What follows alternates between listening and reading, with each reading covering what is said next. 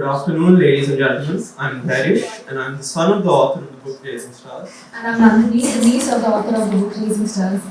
We have gathered here today to celebrate the book Raising Stars. Raising Stars is a parenting book with a difference. It not only throws light on the challenges new age parents grapple with, like helicoptering, polarized parenting, inculcating in children value for money, etc., but also gives us a glimpse of how Bollywood stars strive to give their children a normal, wholesome childhood in spite of the constant media glare and public scrutiny.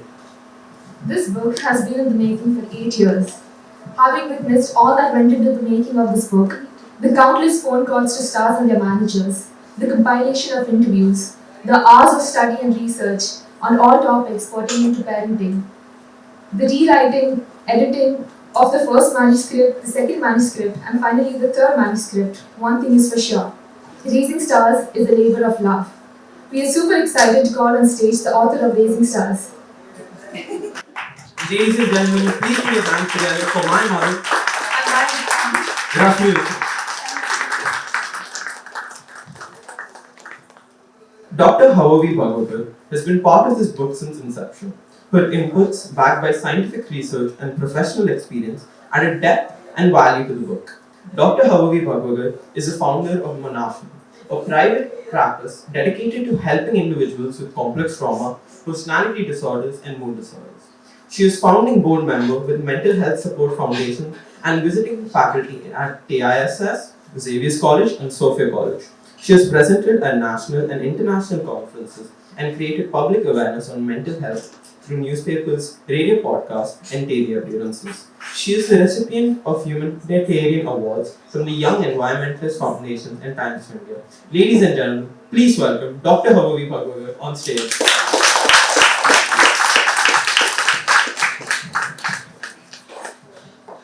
Our third panelist had the honor of bringing glory to the country by winning the Miss World crown in 1999. Yes, we are talking about none other than Yukta Mookhey. Very few know about his spiritual journey and of her being a student of Siddha Yoga Sadhana. Yukta is a trained ward of educationist and specialized in early childhood and remedial education for children with learning difficulties and food allergies. A Reiki master trained in giving womb lessons and healing, she mentors women through back flower and sound healing therapy. A certified professional prenatal and perinatal birth psychologist, Yukta is deeply committed to prepare parents for understanding the prenatal journey of a family. An Ayurveda diploma holder, Yukta has also studied Ayurveda for women and children health. She has completed training for specializing in Garbha Vidya and Sanskar, a champion of the Vedic Gurukulam methods for imparting knowledge of sacred scriptures. Yukta is a single mother who is raising her son to be empowered by all levels of Indian knowledge systems. A true beauty with brains. I'm delighted to welcome Yukta Mookhey on stage. Our next panelist is a rock star, best remembered for his stellar performance in Mani Ratnam's romantic thriller Roja. Madhu Shah has left the audience spellbound with her effortless charm and acting chops. Madhu has left her mark with unforgettable performances in movies like Diljale, Fool or Kante, and Gentleman. She has acted in Tamil, Telugu, Kannada, and Malayalam movies down south. With a huge following on Insta, Madhu is a star for all reasons and the right reasons. Mother to two beautiful daughters, Ameya and Kea, Madhu fulfills all her personal, professional, and social commitments with a smile on her face and spring in her step. Please welcome Madhu Shah on stage, ladies and gentlemen.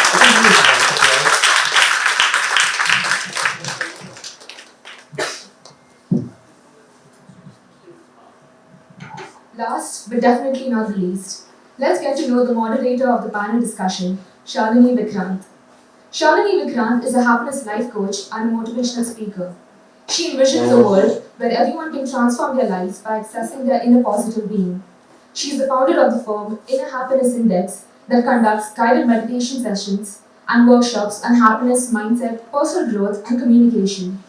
Her clients include medical professionals, the Indian Army, income tax officials, and universities.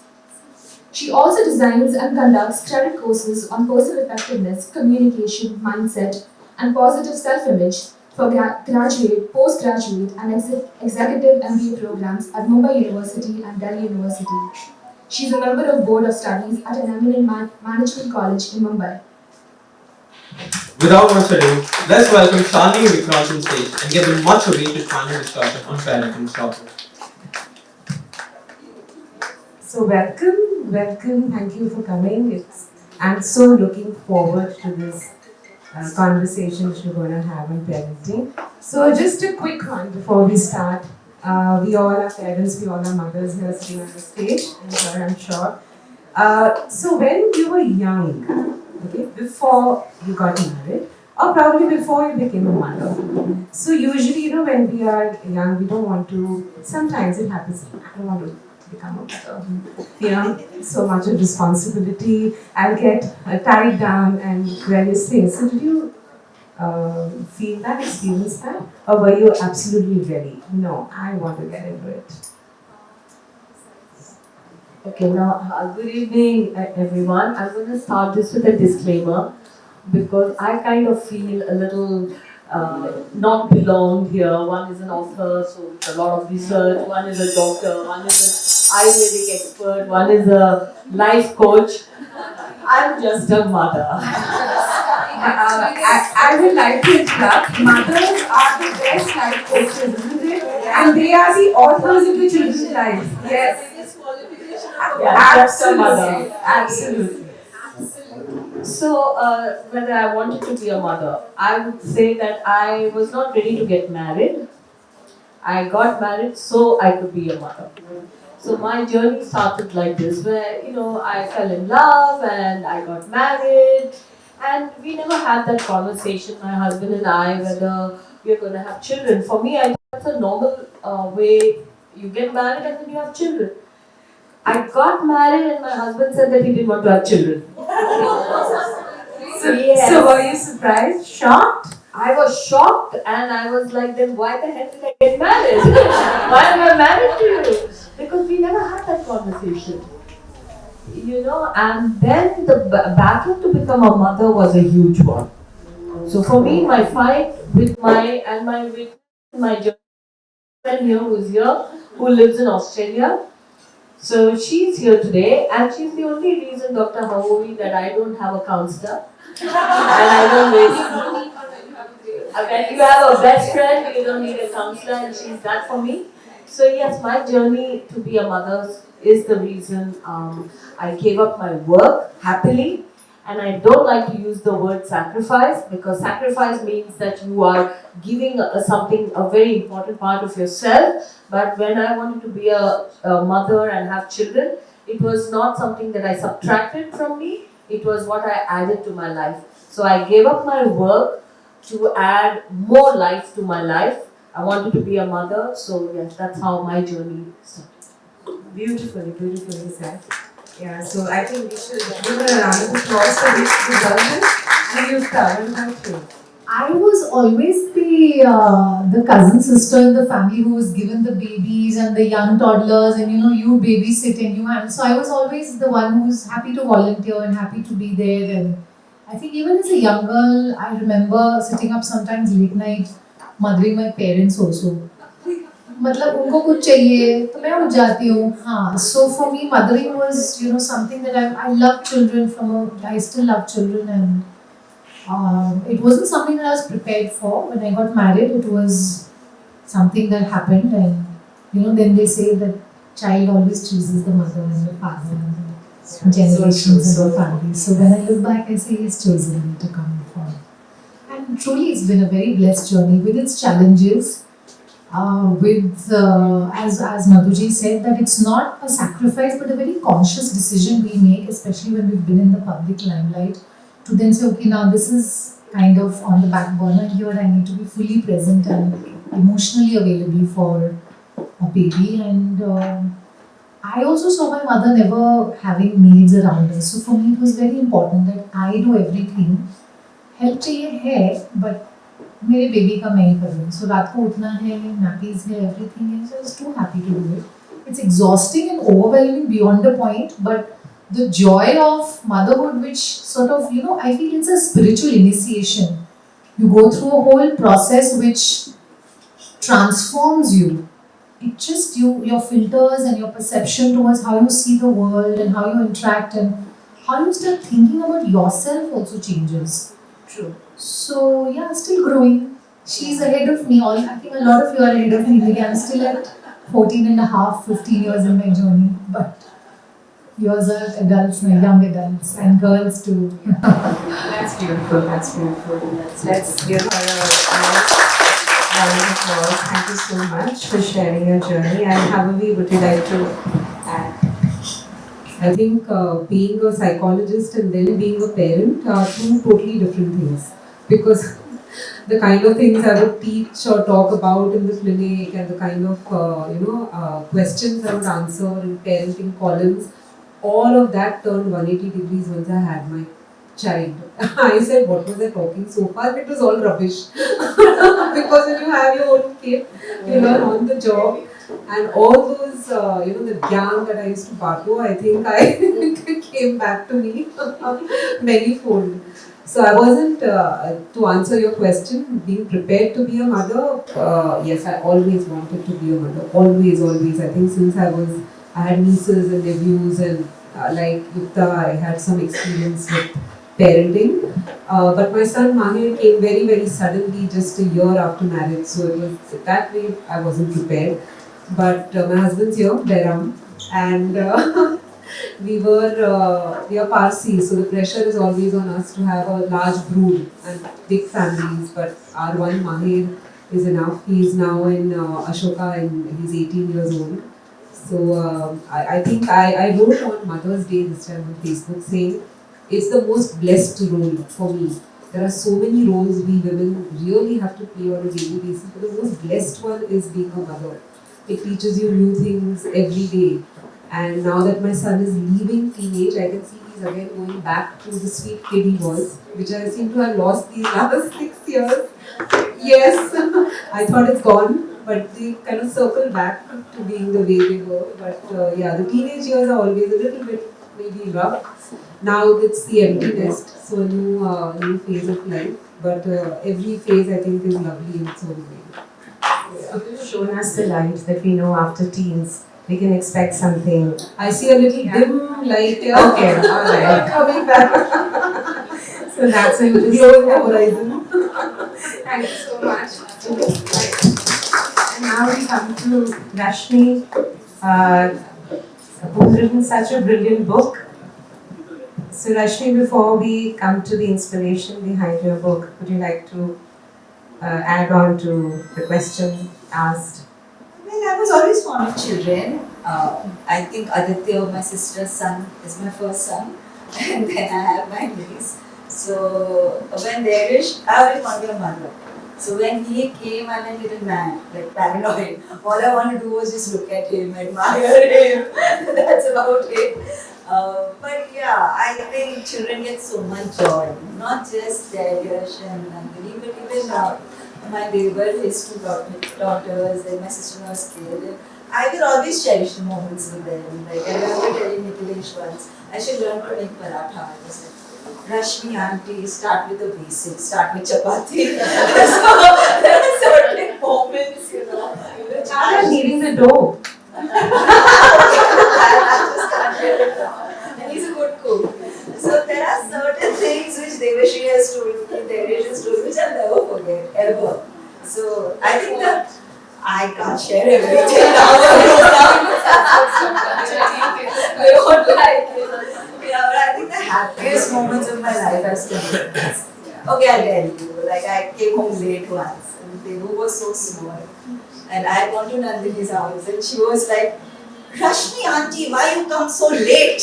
Can't you come early from Nandu's house? So, and she couldn't even speak properly that time. So, the authority in which kids speak with you, and then you just have to obey. I'm sure they've all forgotten it. But That's a sweet authority which we always look forward to, isn't it? Yeah, absolutely. They just make us do whatever they want, So and we are so happy doing that, of course. And there are certain boundaries which we're going to talk about now. Yes. So Rashmi, as I said, such a brilliant book. I finished reading it. Very interesting. Your take on parenting. What inspired you to explore parenting through the eyes of celebrities? actually, this is a very good question because normally people associate celebrities with glamour and stuff like that. No one has actually explored the fact that they are parents at the end of the day. So one day I was talking to Maria Buriti, and she was like, people just assume that if you are a celebrity, you'll not take care of your kids, and that's terrible. The way she said it, that's terrible. I could feel that, she's not liking it, and it's just not fair. So I said, yes, we should have a book on this, on celebrity parenting, to show the fans, to show the audience that there is so much more to celebrities than glamour and glitz. At the end of the day, they are parents, and their issues are even more, I would say, they strive more to give their children normal, wholesome childhood, and how they deal with the paps, and how they have to teach their children stuff which other parents don't. So it's a tough job on them. So hats off to all of them because they're still doing a great job. Absolutely. I totally agree with that. When we talk about celebrities, it's not always that both husband and wife would be a celebrity. True. One a spouse might be a celebrity or may not be a celebrity. And both of them are coming probably from a different background. Upbringing is different. Their childhood experiences are different. Their thinking are different. They're moving around in different circles. So their thought processes are different. So Madhu, I would like to ask you about how would one navigate their way through when if the spouses, husband and wife, they have a very different way of bringing up children. Having said that, of course, we know that parents, they want the best for their children. It's just that the way they want to do it sometimes differ. Yeah. So the thing is, before you become a parent, what is most important to realize how you grow yourself as a human. So very early, I got lucky that I came across a lovely counselor, and I thought I was joining a parenting class. Being a part of South Bombay, we are always doing workshops and classes, so it was a thing at that time. And I joined one which said parenting. So when I went to parenting, it was called SAP, and that means self-awareness program. So I thought I was enrolling for parenting class, but they called it the SAP. So the explanation is that you are a human first and then a parent. So the more you deal with your own triggers, your own baggage, your own trauma, because before you become a mother or before you behave like a mother, it is who you are. So that's what you're going to teach. And you don't teach your children by talking to them. You teach your children by by the way you live your life. As an example, so if they see you, they watch you, what you talk to them is secondary. What you are, who you are is primary. So a lot of my own issues, which I never realized for the first 30 years of my life, came up. Then I went through my own confusion. I didn't know what to tell my child because I didn't know whether what I'm saying is correct or not. Then you look at your husband, and then you have issues with him because you don't know what he's saying is the right thing. So you start fighting with your husband. The battle, the conflict with him starts. That is hot. That is not correct because the child gets more confused. The child, he or she doesn't know what is right because the parents themselves don't know. The more issues you have with your spouse, that much you project. So there are a lot of confusion. I didn't know whether what I was saying or doing is the correct thing or not because I didn't know what my father and my mother did to me was correct or not. I had to first understand so many things which I never gave it a thought. That why am I telling this to my child?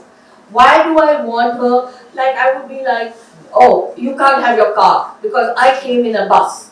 I went by BST bus. Now I'm not giving you a car. So these things we just automatically talk what our parents talk to us. But what our parents talk to us, was it correct? So everything becomes a question. And then everything that your husband says, because he had a different upbringing, completely different person. You are a complete different person. So first you have to come to a point where you and him agree. Even on the points that you and him disagree, also you need to come to a point, okay, when he's talking this, even though I don't agree, I'm going to step back. So as a parent, first it's all about me. It's not about being a parent. So there is no such thing as being a good parent or not a good parent. But there is something called being a good human, and that also not in a moralistic way.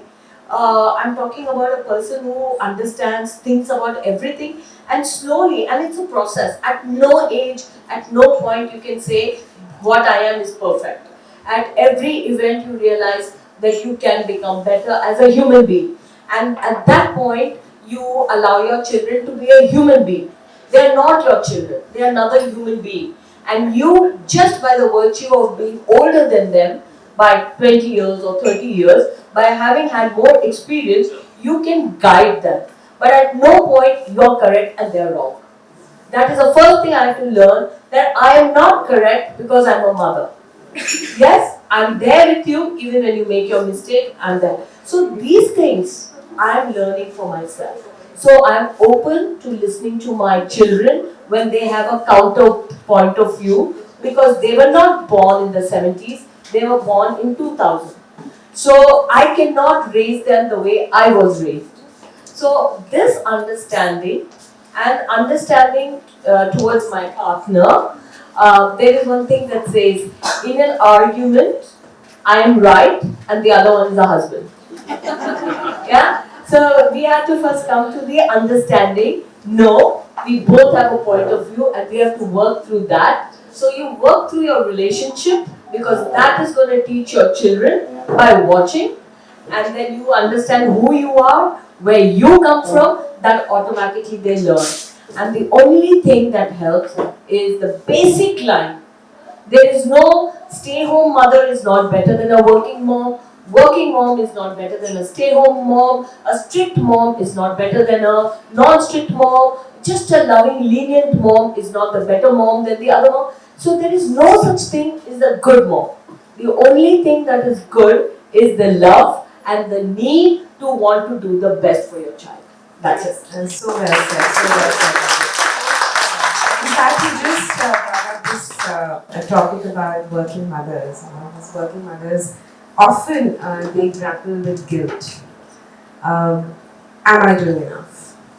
Is it whether I will be with my children for every event, for every PTM? I don't want to miss out on anything when the child is not well.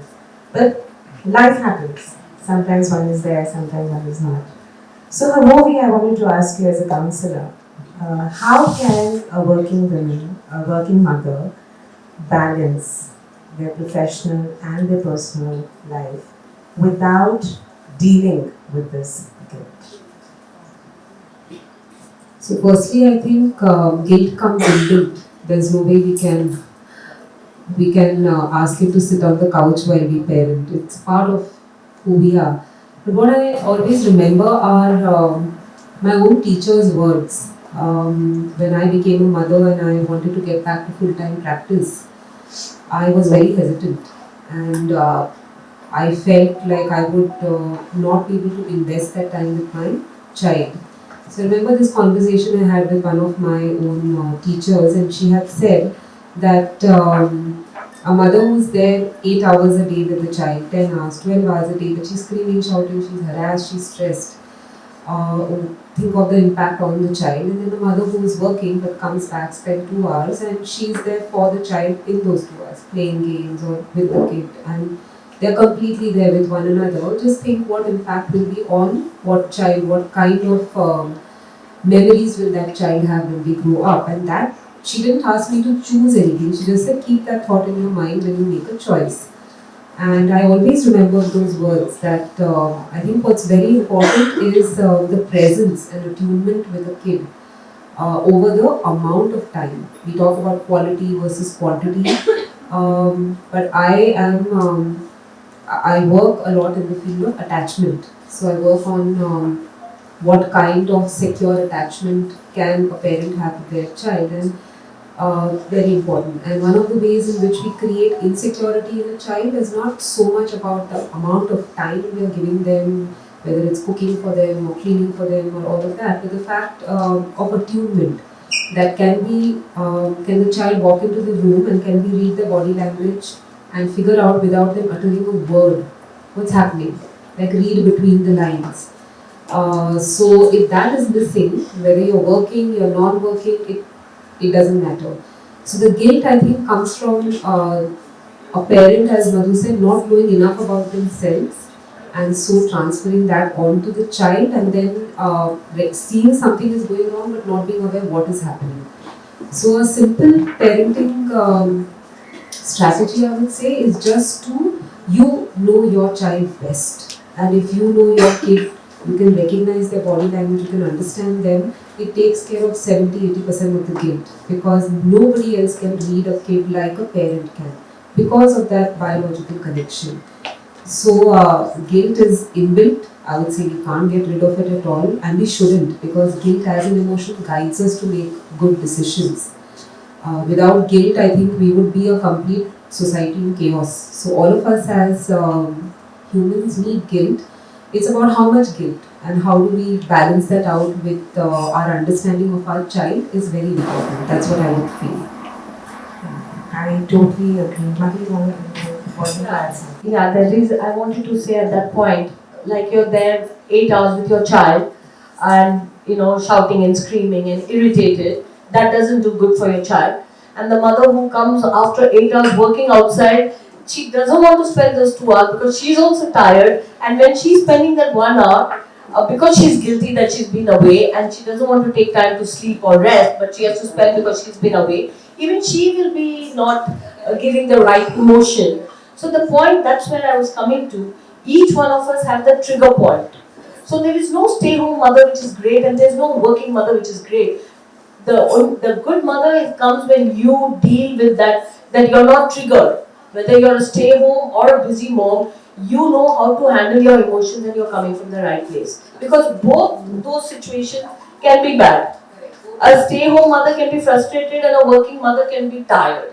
And they both can react badly with their child. So yeah, that's what I Yeah, absolutely. Very well said and very fine point.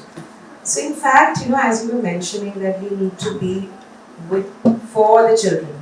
Time doesn't really matter, but we need to be there for the children. But sometimes what happens in today's age, some of us, we have become a little more overprotective. Yeah, we are trying to micromanage things. We want to be everywhere when our child is. It's in our language it's called helicopter.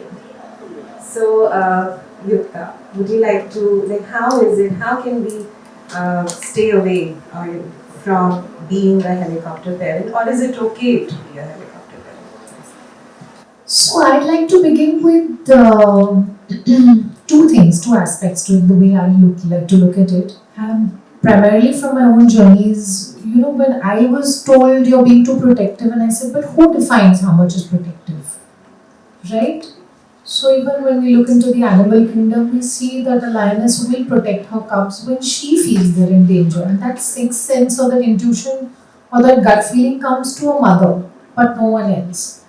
What is also interesting is that, they've recently now discovered, which of course in our ancient scriptures they would have known, that when we're carrying a baby in our womb, a lot of the baby's blood and cells also go into the mother's brain. So it's not just that the mother is protecting the child is also knows when my mother is going through a certain emotion. We may not need to say we're feeling guilty or sorry. The child is sensing that. They've imprinted on their subconscious and their, into their memory, everything that we've experienced in those 9 months and so on when we're, feeding them, breast milk chal raha hai, uske baad bhi mother kaise khila rahi, has ke khila rahi. How she's talking, because the child has seen the mother's face at 6 inches first when they're born.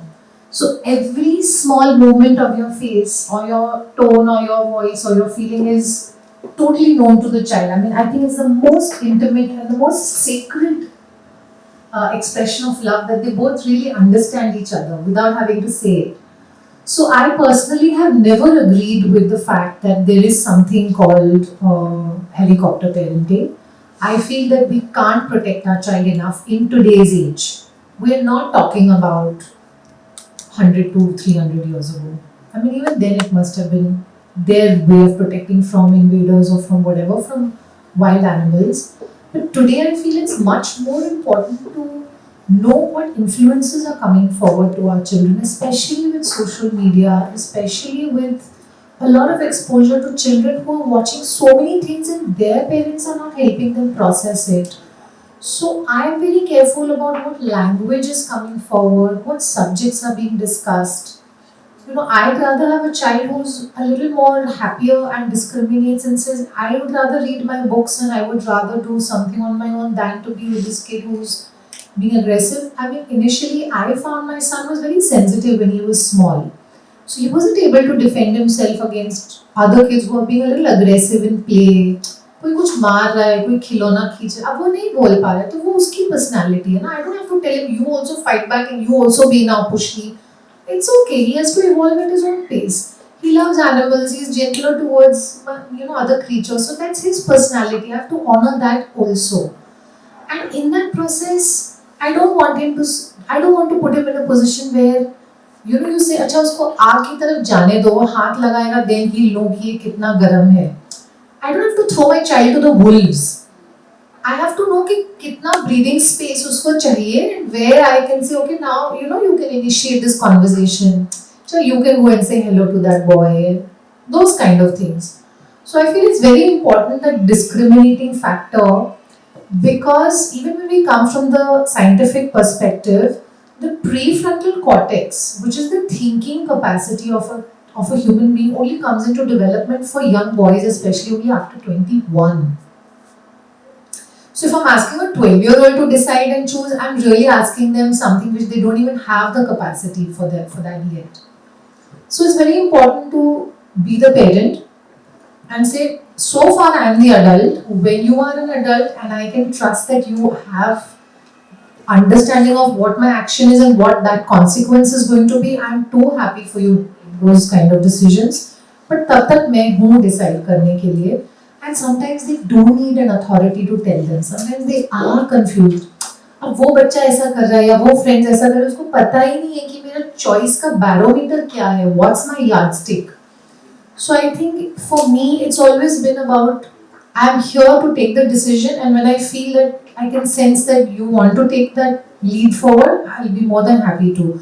So I feel it's important to know when to let them fly. When they're ready, their wings will soar, and that confidence comes from that secure attachment which we were talking about.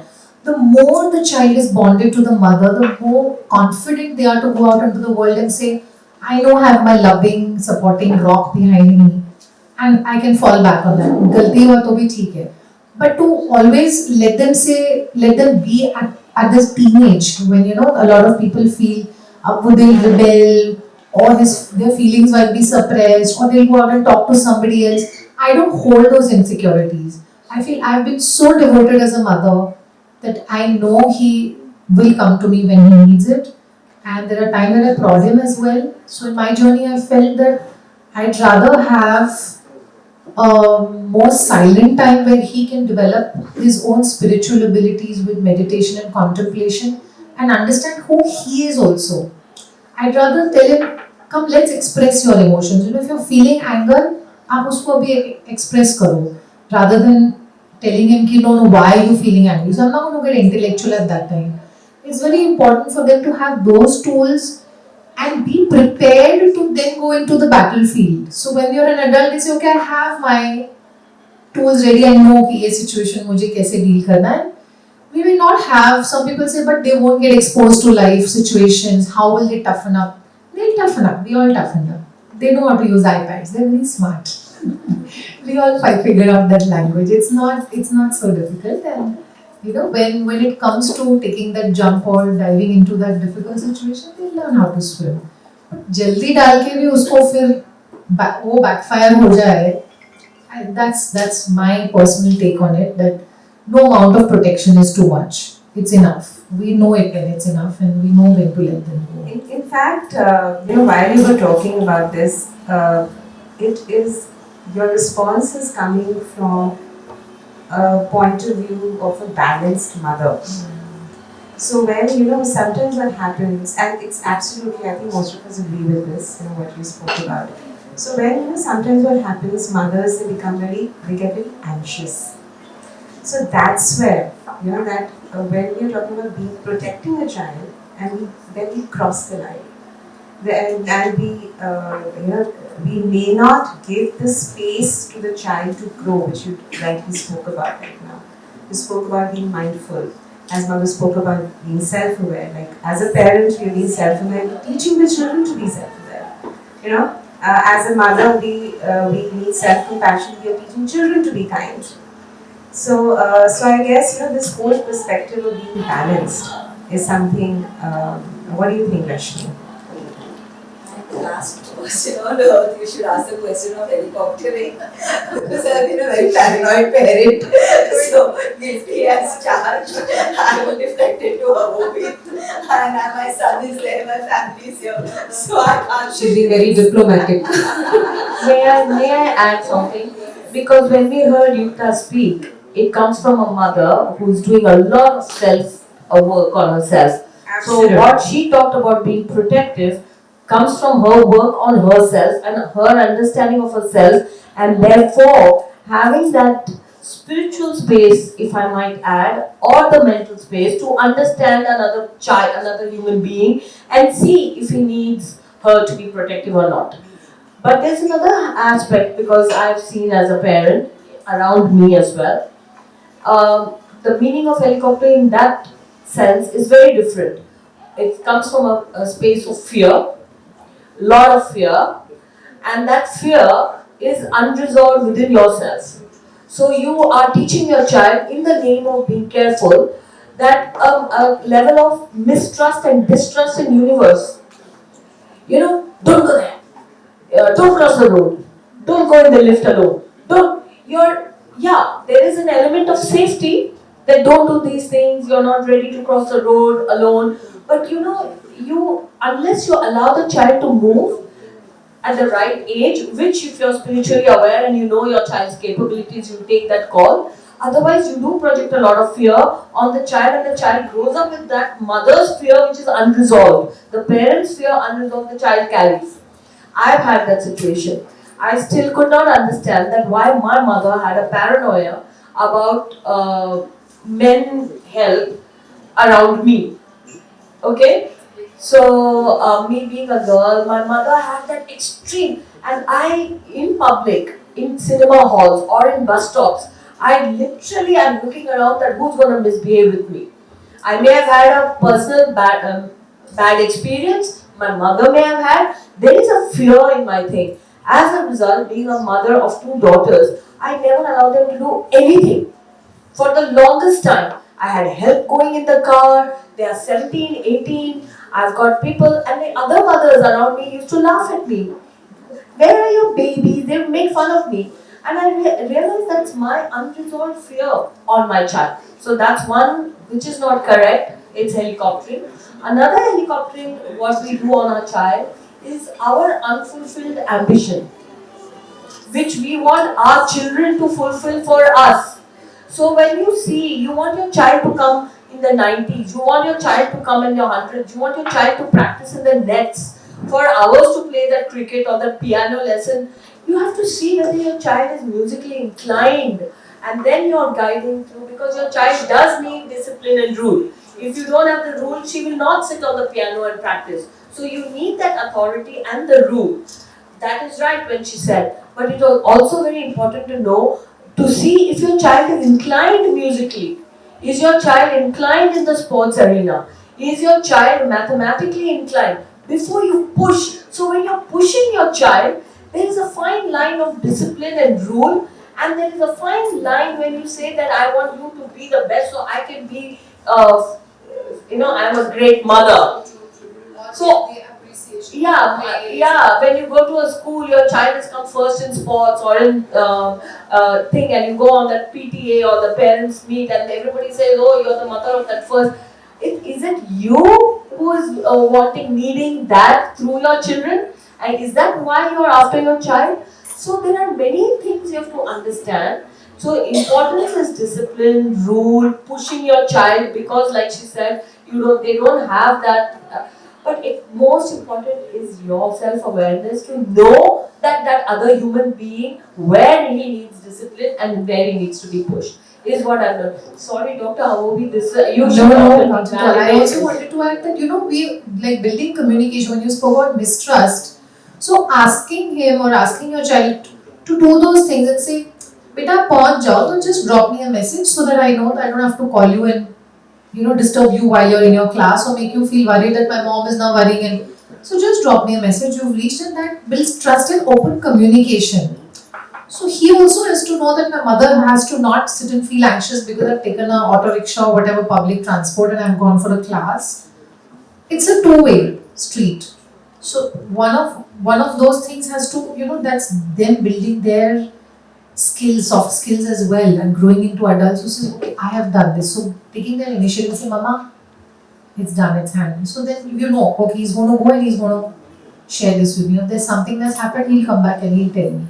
So वो भी एक बहुत important part, instead of just you being the person and saying ऐसा करना वैसा करना and giving them step by step, say okay, you do how you feel like it, but I just need to know you've reached safely. That's very important. I used to do that for my mom. I remember when I used to travel on the railway trains, locals may, I had to get off at the station, go to the PCO, put that coin into them, say I have reached here and I am taking the taxi. Next station I'll reach. If I find them, I'll call you. And so that builds trust. The mother also knows. Very important part of no mobiles. No mobiles. Had to find the PCO, had to drop the coin and get our through. generation is the best. We didn't have mobiles, so we did all the fun. Our parents never knew. And now our kids, you want to know every minute what they are doing. Yeah, and they can have that tracker. Tracker wo zyada ho gaya, but And lack of trust. That's a subtle message. subtle message. But there are parents who also have not given phones in their children's hands, and that's like really building that level of intuition, that wavelength, saying I can sense it. You can sense that something is okay with the child and he's fine. And नहीं mobile भी ना लगे तो क्या करोगे without signal? If it's raining or if the battery goes, then you have to kind of know, okay, they've managed it. Or We have amazing self-aware mothers here. So we're having a great conversation. Thank you for your inputs. In fact, you rightly said, so helicopter parenting stems from fear, stems from your own insecurities, which we handed over to our children. And because of these insecurities and fear or complexes, children often resort to bullying.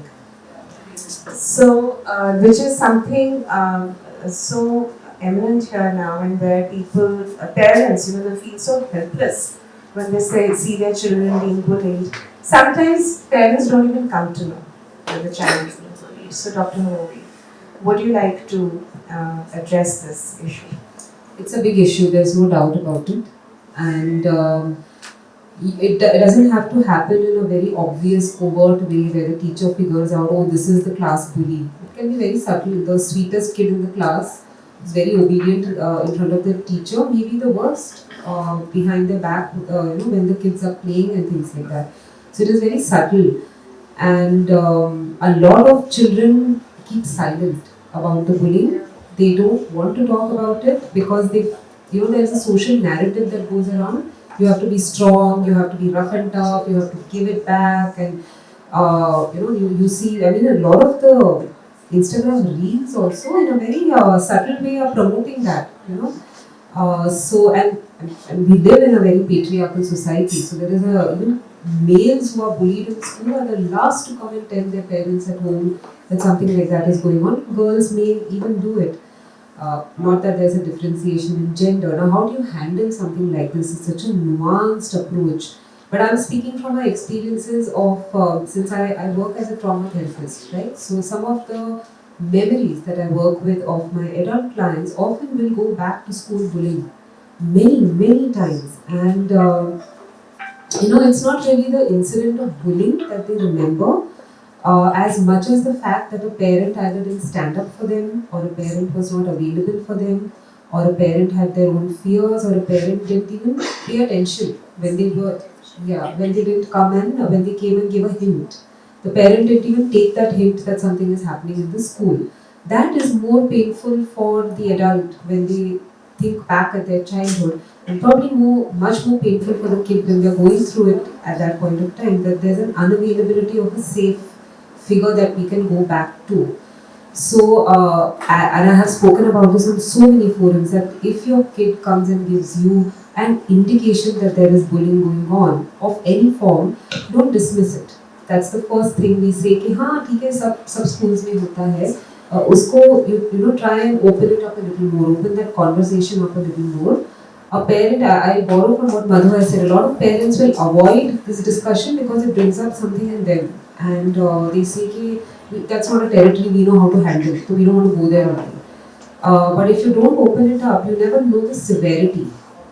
And the severity can range from as simple as making fun of appearance and all of that. If the severity is at that level, you can teach a child how to be able to handle that at that stage. It may be much more severe, and there are some shocking incidents of ragging and bullying that we come across which can even border on sexual assault. And if you're not opening up that conversation with your child, then the child is sitting 20 years later in the therapist's office sobbing away because they are unable to trust people in the world.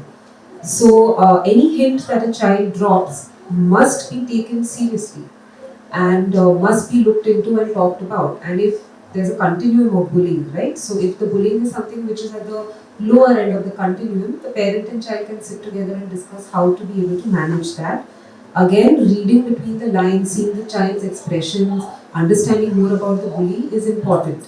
Then, if it's at the far end of the continuum, stronger action is needed. The parent needs to have the courage to go up, speak to the school authorities, bring it to the notice of the class. Very often, I've had parents come in after a really horrible incident has happened in school and the child is disturbed, and then it reaches a point where the child doesn't want to go to school at all. There is school avoidance. And then the parent realizes, oh my god, this is a big issue and we need to now go to the extent of changing the school or changing the classroom, and it shouldn't reach that level where the child's whole academic year is disrupted. So I think picking up those small hints, reading between the lines, understanding what the child is trying to say and not dismissing anything they're saying is very important. I remember that I was bullied in my own home because my sister was quite a bully, and I was the lowest in the food chain, right? The youngest in the family. So bullying to automatically hota hai. So I was a right target for bullies in my classroom. And when my son was once bullied in school, I remember an inner voice kind of coming out and telling me, "You have to support him now. You have to speak up for him now." So I made sure he had a fracture in his hand, a sprain in his hand, and there was a kid in the class who pulled his hand while the sprain was on, and it turned into a fracture. From a sprain, it became a fracture. And I remember that I was a person who would be non-confrontational as much as I can be. जितना confrontation को avoid करो उतना avoid करो. But I made sure that I spoke to the parent in front of my child so he gets immediate feedback that there is somebody standing up for me. And then he will stand up for himself. So when he went to school the next day, this mild timid kid coming from a mild timid mother went and when the teacher asked him how he got the fracture, because till then this child didn't tell anyone except me that this was the kid who had caused the problem in school. He bravely went up to the teacher and said the fracture is not an organic fracture, it happened because of something that happened in the classroom. And then it reached, of course, a higher stage where it should have reached, where the child was pulled up and the parents were called. These are actions that need to be taken. Because often if the school also is not going into the intricacies of the bully's family background, the bully is not getting the help. And I'm saying bully in a very, I would say, stigmatizing manner, but the fact is that a bullied child, a bully in the school will be a child with a lot of complexities in the home environment.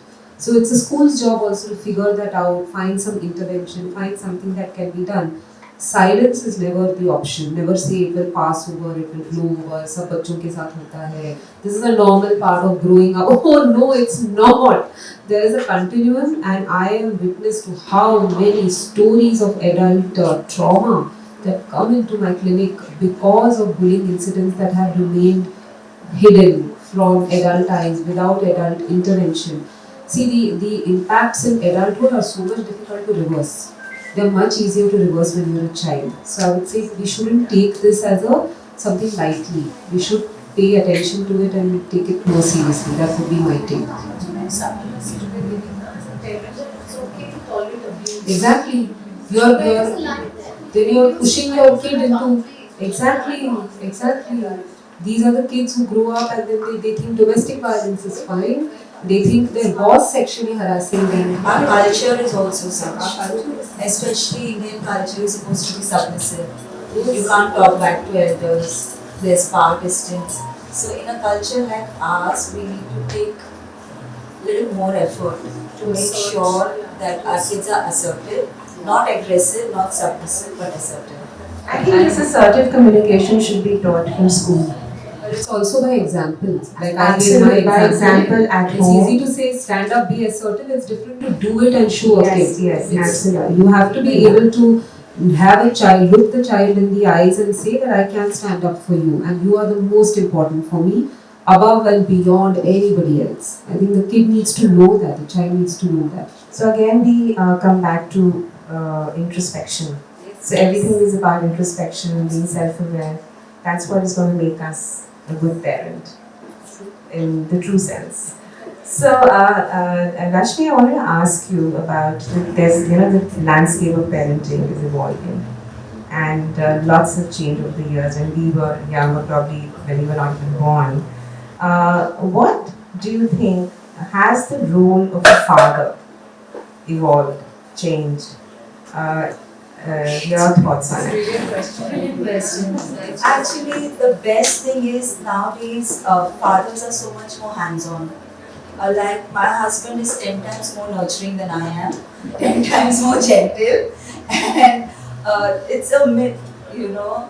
Earlier on, parents were, especially father, since we are in a patriarchal system and we are deeply patriarchal, father was always head of the family. Father was always someone who made decisions. Father was always someone who earned the money. And in some households, it's still like this. He's earning the money, so he'll make the decisions. And society is always in a flux. So, now women will not tolerate this nonsense that he's earning the money, so he'll make the decisions. Because women are doing so much more. We're keeping you in the womb. We are teaching you right from how to eat to bathing you. We're doing so much. So that generation, the way they thought, that will no longer work.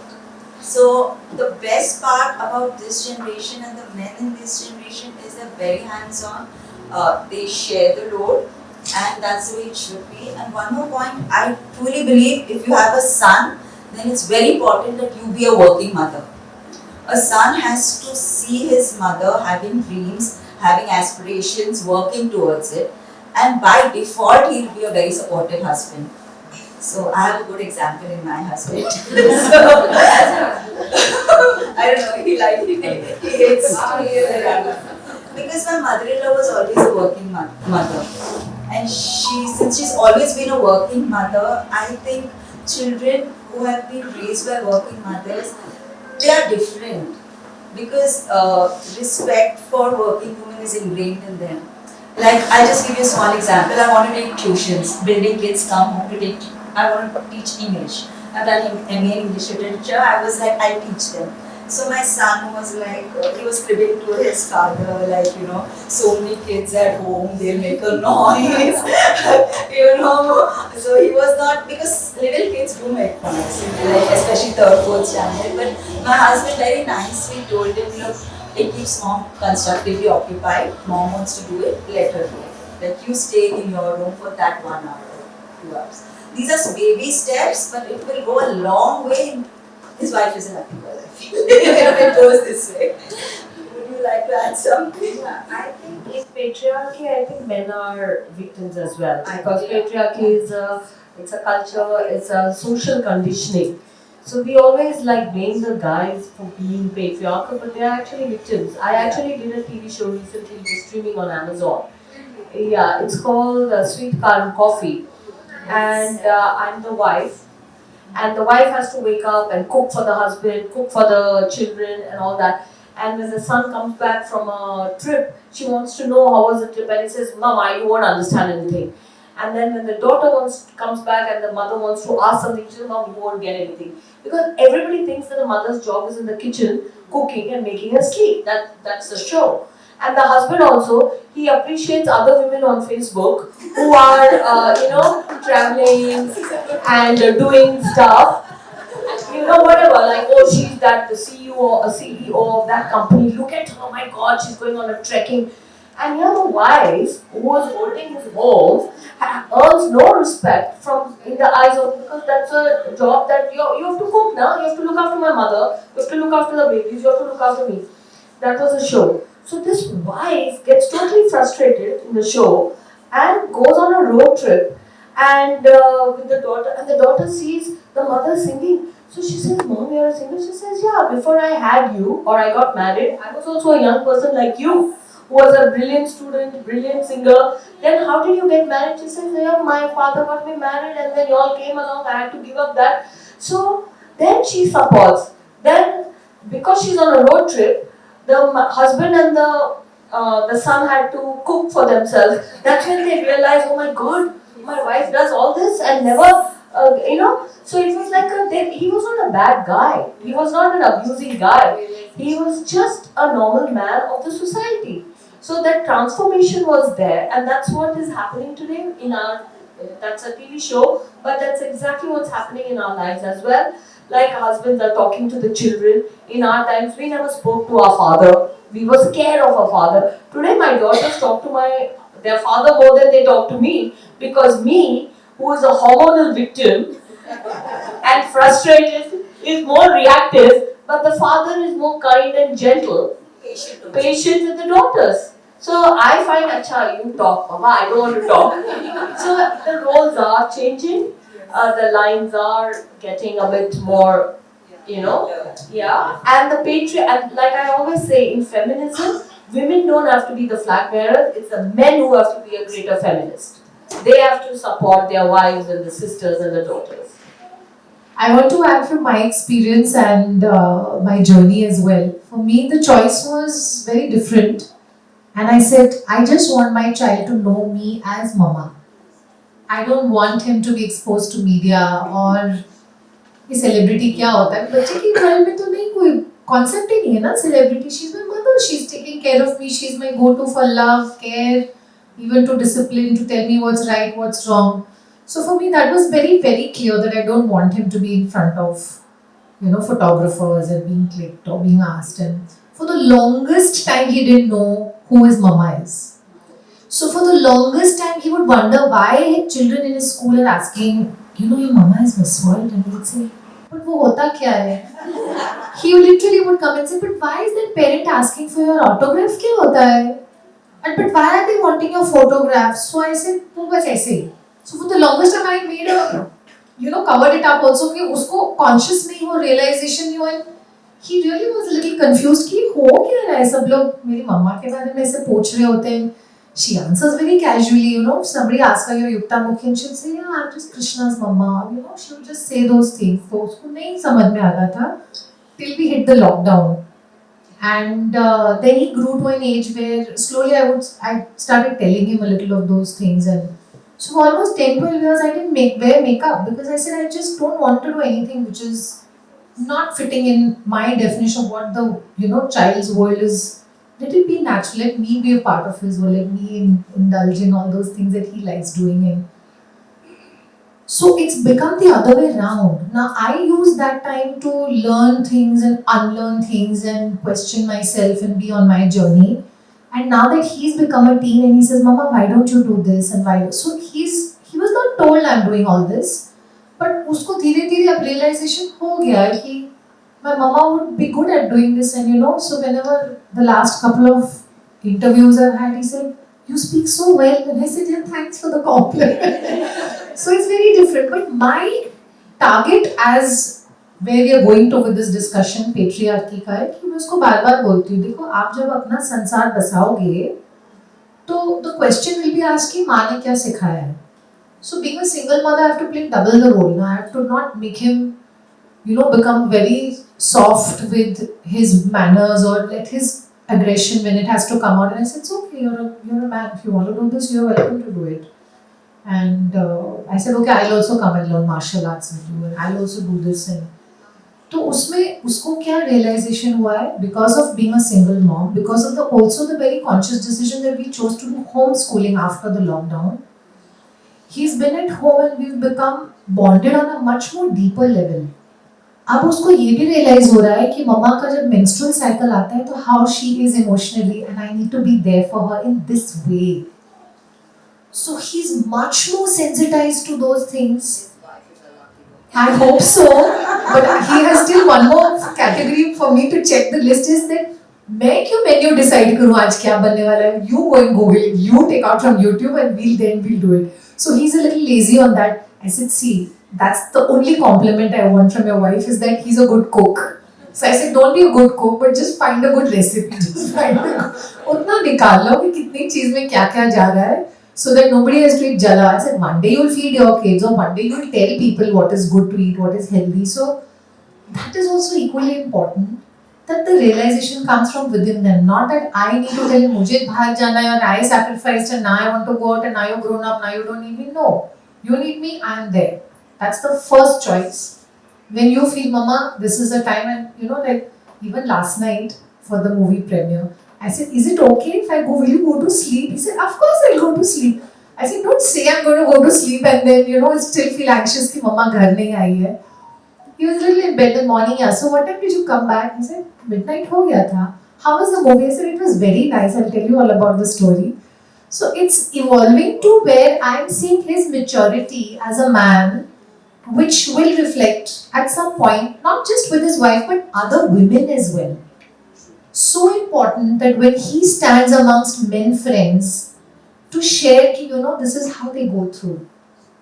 Now I've told him I'm getting into perimenopause. What is perimenopause? तो वो भी important है 14-year-old के लिए. He doesn't need to know about, like I've still not had the conversation. A lot of parents say, have you had that sex education or conversation? I said no, because he has grown up listening and admiring the stories of Shiva and Parvati. So let that also come to know beautifully. It's not a scientific discussion for me in my house. How babies born, how men and women come together. It's natural. समझेगा उसको अपने आप से.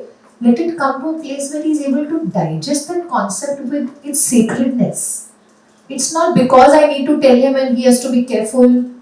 He'll get it. I've seen he plays with a 2-year-old also with love and he plays with a 10-year-old also with that level. So he knows कि अगर baby को handle करना है तो वो कैसे करेगा. I have more confidence in him.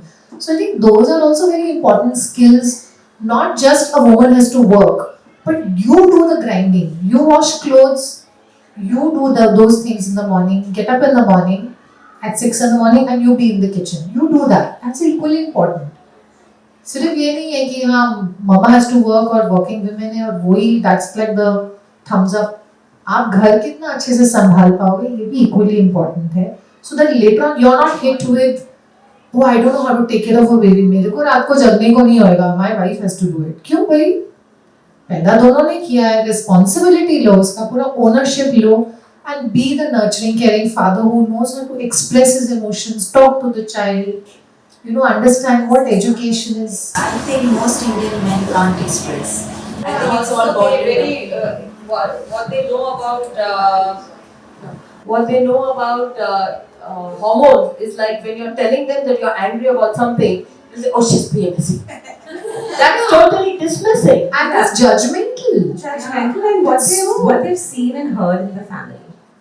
It's primarily that, and of course, when I heard you speaking right now, it's actually you being very true to what you initially said in the conversation, that it's all about being human. So it's not about gender roles, and they're blurring, and men and women, they are taking up roles which are important for their own balance, their inner balance, and for the children who they are responsible. They have taken the responsibility to bring them as good human beings. As we say that we don't own the children. They are there. We are grateful that we are their parents. They chose us. The children choose us before coming. So it has been a great discussion. There was one more question, but I'm going to let it go. Yeah, so maybe so I would like to open the floor to the audience. Would you like to ask a few questions? Anything to our esteemed panelists? Yeah, of course. Or share something. Do you agree? Do you disagree? Is there something you feel, oh my God, what preachy stuff was it? Or something, any experience which you can relate with, or anything which you feel that no. Hey. Yeah, I really like to. When did you come? When did she come? She always has things to say. Say something. I'd love to hear from our brothers as well in the audience. And there's a grandmother who's sitting here. I'm watching. आपके generation से बहुत अलग होगा, है ना? Yeah. Do we know who's with whom she's? So we'll just give you a mic. Yeah, I'd love to hear from her because their generation saw a whole different way of bringing up children and grandchildren living in the same also home. has been witness to many children. Yes. So she's their teachers. That's Mrs. Dr. Indu Kulkarni, HOD English Literature. I'm a black teacher and principal of Bhavans College. And I retired. It was very nice of her to call me. And I'm still in touch with children, and your children are not your children. That point, they are lives longing to be born, and they live in a world of their own. And what you do by chance is to be there and to guide them and to encourage them and to help them. With my children and my grandsons, I have gone through all this experience, and I have guided all other women also similarly.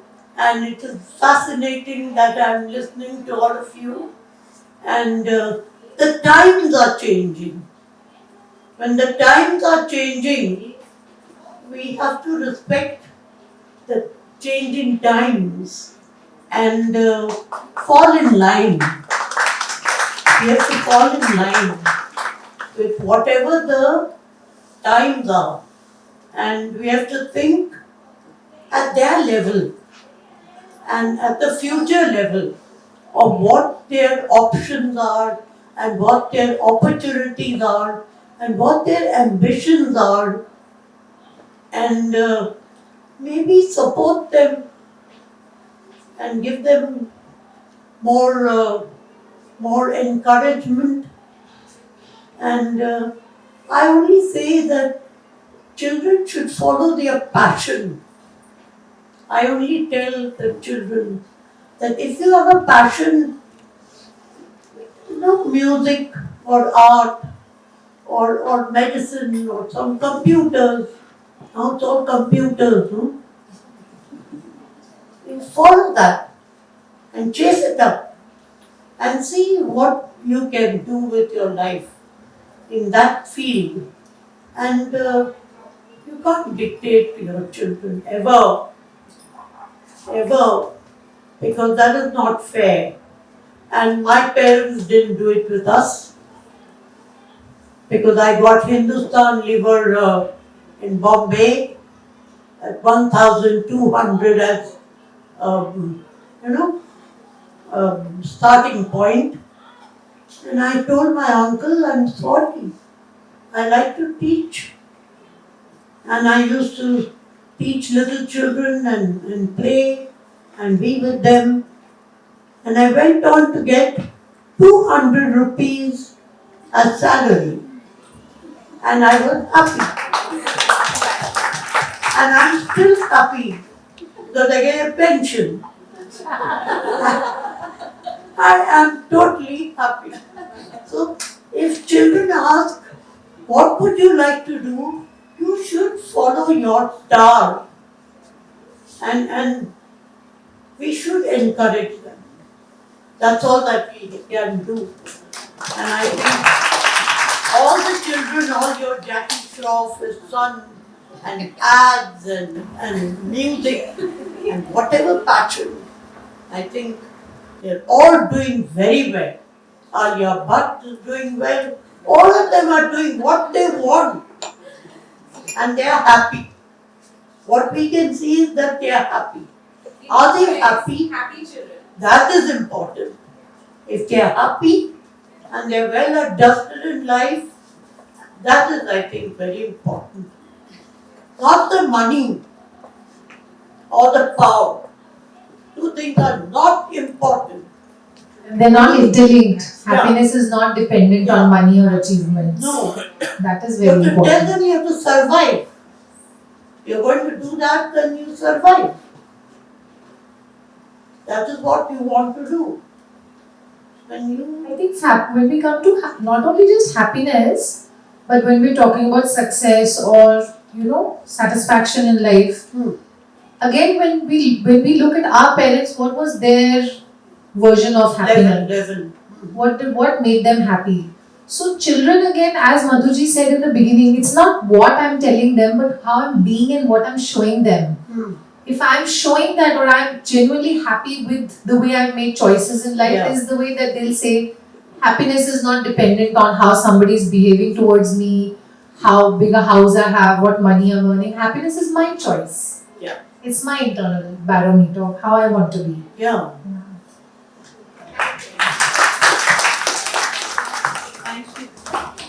Anybody else would like to ask, share?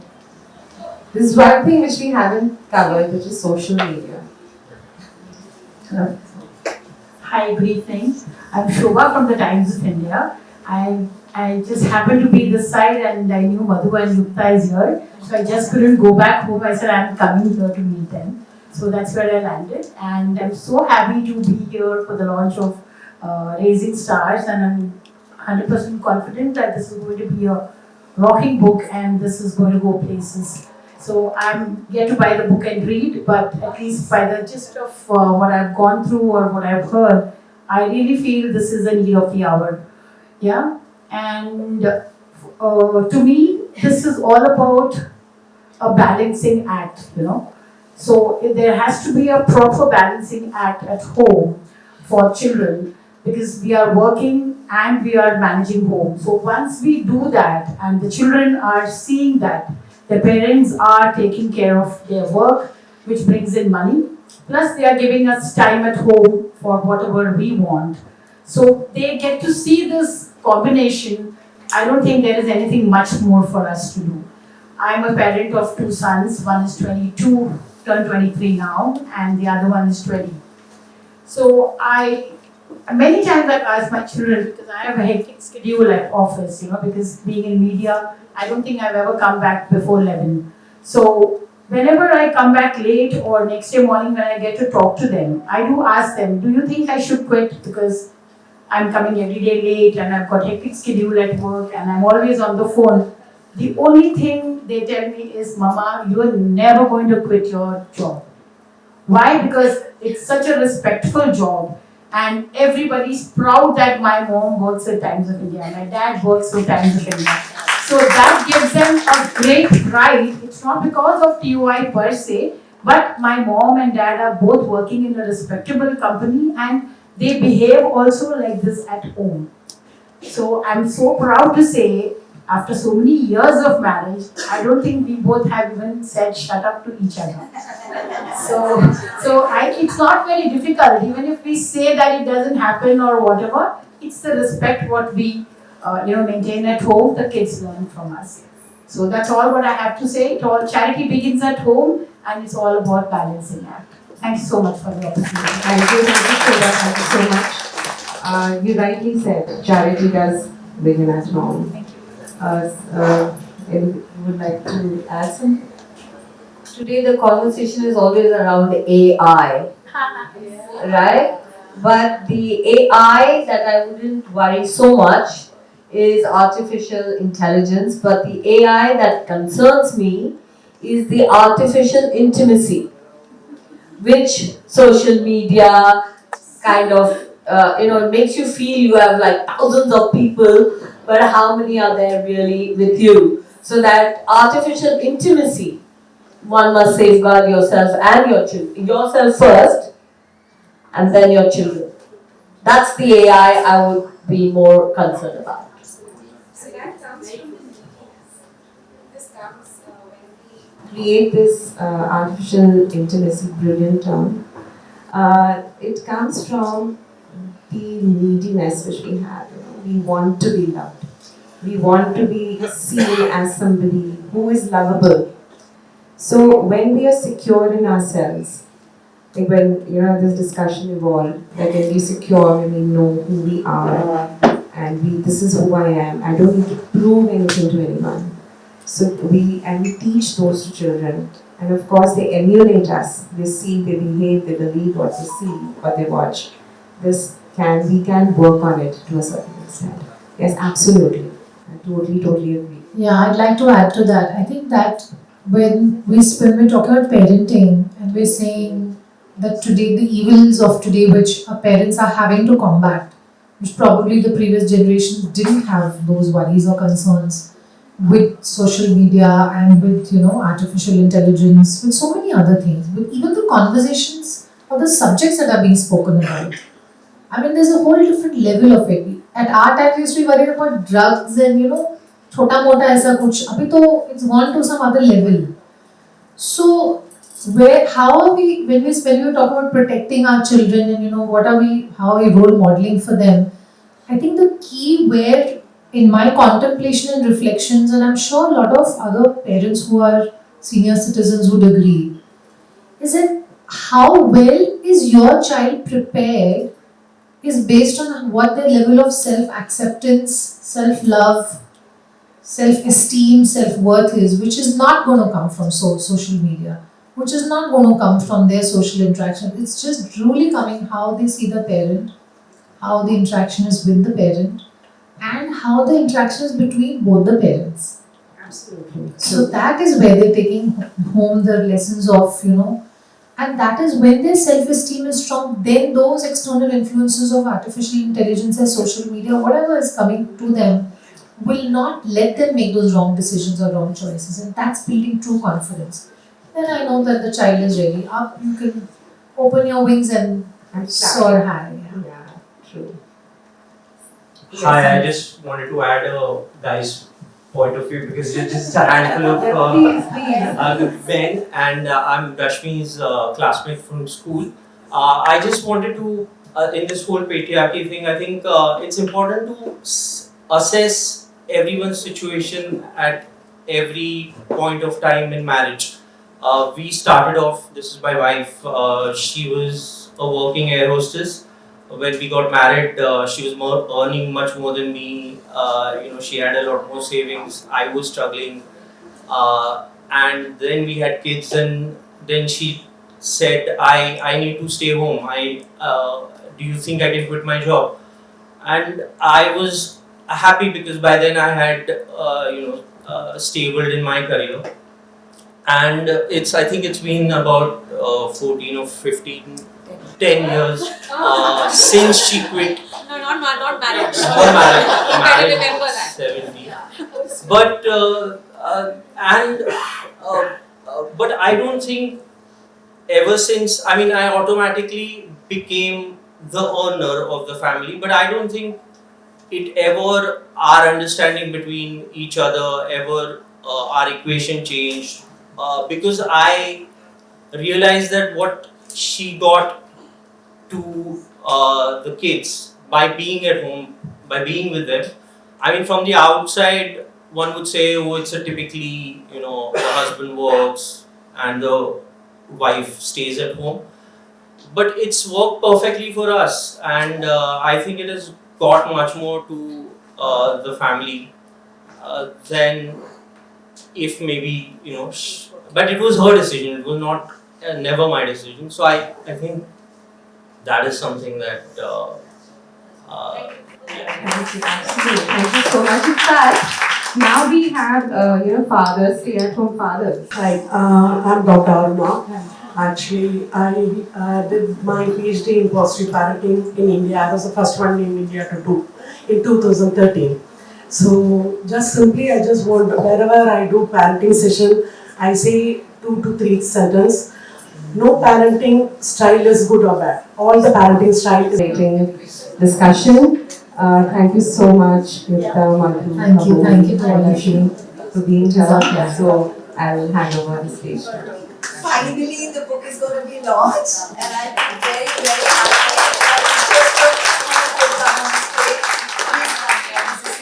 Mrs. Gupta, my Hindi teacher from school, and my English teacher from school, and Dr. Sunil, my professor from college. This book is all because of you. What are we without our teachers? Please do come.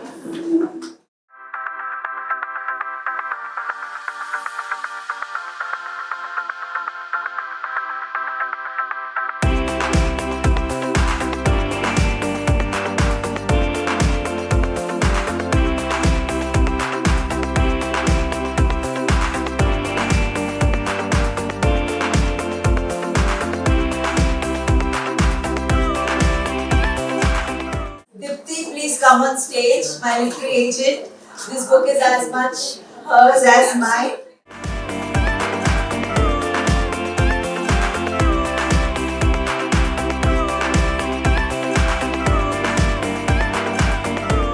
I've been waiting for this moment for many, many years. I'm just so happy to finally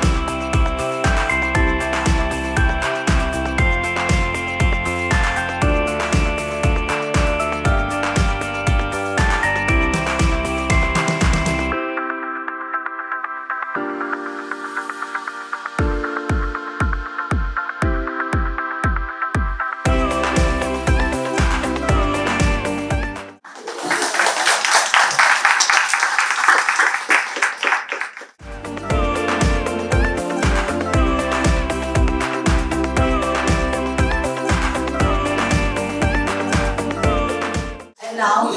Vote of thanks, Devashri and Janvi, I need your help. A small token of appreciation for Madhu. She's come all the way from town. That's so kind of you. Seriously, so kind of you. And she It's so nice to know that we are such sensitive mothers. I like that part a lot, you know. Most of us are so sensitive. so.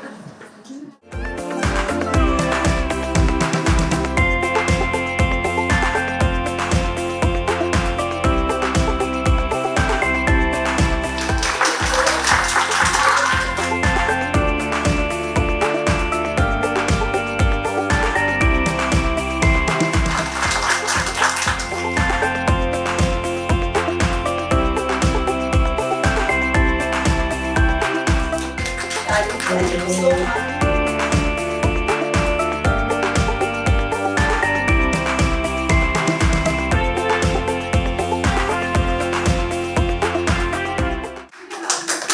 Thank you so much, guys, for supporting me, for being here. It means the world to me. Yes, please exercise your voting rights and so that we can partake in political conversations and express our opinions and desires. But first we must step out and do what we must do as a citizen of our country. We have a voice and we must use that.